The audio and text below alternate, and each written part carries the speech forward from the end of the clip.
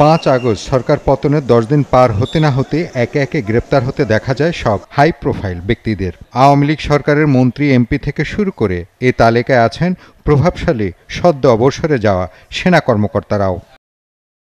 শনিবার এসব নিয়ে মুখ খুললেন ডিএমপি কমিশনার। দায়িত্ব গ্রহণের পর প্রথম সংবাদ সম্মেলনে হাই প্রোফাইল ব্যক্তিদের গ্রেপ্তারের বিষয়ে কথা বলেন তিনি। জবাব দেন ক্রিকেট তারকা ও সাবেক এমপি সাকিব আল হাসানের মামলার বিষয়েও। রিমান্ডে সাবেক এমপি মন্ত্রীদের কাছ থেকে ছাত্র জনতা হত্যার সাথে সম্পৃক্ততার বিষয়ে তথ্য জানার চেষ্টা চলছে বলে জানান তিনি। সাম্প্রতিক যে গণ আন্দোলনে যে হত্যাকাণ্ড যেগুলো হয়েছে এই সকল মামলায় তারা আমাদের নিকট রিমান্ডে আছেন।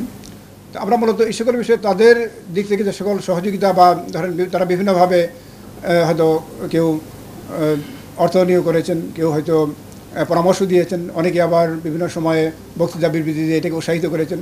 আমরা এই সকল বিষয়ে এই মুহূর্তে জিজ্ঞাসাবাদ করছি যে তাদের ইনভলভমেন্টটা এটা পরিষ্কার হওয়ার জন্য। তবে অভিযুক্ত ডিএমপির ঊর্ধ্বতন কর্মকর্তাদের গ্রেপ্তার কেন করা হচ্ছে না এই বিষয়ে পরিষ্কার জবাব দেননি ডিএমপি কমিশনার। তিনি উচ্চাভিলাষী ও অপেশাদার কিছু পুলিশ কর্মকর্তার জন্যই বাহিনীটির গ্রহণযোগ্যতা হারিয়েছে বলে অকপটে স্বীকার করেন। যে কোনো মামলায় বিভিন্ন ধরনের অপরাধী, বিভিন্ন ধরনের তাদের ইনভলভমেন্ট থাকে। তাদের যে প্রিন্সিপাল অফেন্ডার আছে, আবার অ্যাবেটর আছে। তো অনেকেই যে এই সকল অপরাধে যারা ইতিমধ্যে আছে তারা হয়তো এই অপরাধকে সংগঠনে সহযোগিতা করেছেন বিভিন্নভাবে, এবং আপনারা জানেন এগুলো।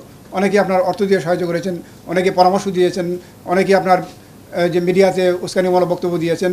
তো এগুলো তো অপরাধ, আপনার অবশ্যই অপরাধ। এবং আমরা আইন অনুযায়ী যে কাজগুলো করব, এভিডেন্স কালেকশন করব। এভিডেন্স কালেকশন এবং যে কোনো মামলা তদন্তে এভিডেন্স কালেকশন অত্যন্ত গুরুত্বপূর্ণ, এবং যে কোনো অ্যারেস্ট আপনার হবে এই কালেক্টেড এভিডেন্সের উপরে। ছাত্র আন্দোলন দমাতে অবৈধ অস্ত্রের পাশাপাশি লাইসেন্সকৃত যেসব অস্ত্রের ব্যবহার হয়েছে সেই সব বিষয়ে তদন্ত করা হচ্ছে বলে জানান ডিএমপি কমিশনার। ধন্যবাদ। আসসালামু আলাইকুম। মহিম মিজান, ৭১, ঢাকা।